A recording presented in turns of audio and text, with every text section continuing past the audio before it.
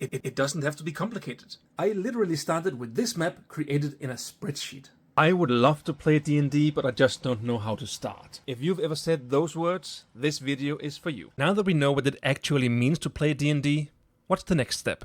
Well, the next step is to start playing. But you might say that you're not ready for this, that you don't know enough, you're not familiar with the rules, you don't know any of the races or any of the laws or whatever else you can think of that you don't know yet. That doesn't matter, because the first thing that you need to learn is to play.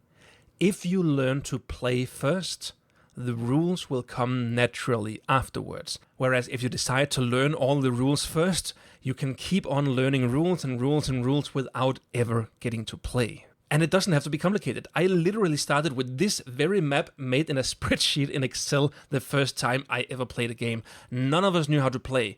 We just started. But how can you start if you don't know the rules to what you're starting? Well, that's the beauty of it. You decide what rules there are. In that game I ran with the map I just showed you, I only knew one thing.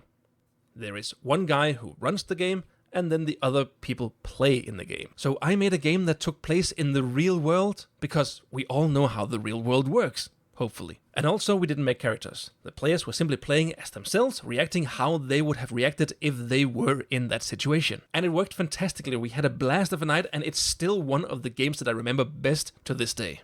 And that's the beauty of it, because it was fun the first time. We wanted to do it again. So for the next game I wanted to run, I got a little bit bolder. I actually bought the player's handbook and read a few passages. I was still confused about everything. I was right on the verge of saying, this is too complicated for me, I'm not going to do this anymore. But luckily I took a step back, and then I said, I'm just going to run a game again where I make up the rules and then take inspiration from what I've read. So for the next game, I made a modular map that the players were kind of walking through with a very short story, and it was also fun. This time they did make their own characters, but we didn't use the character sheets because they were still far too advanced for us. They just said, I want to be someone who shoots a bow or a wizard or whatever else they said. And for the magic, we just made it up. I said, if your character wants to do that kind of magic, sure, go for it.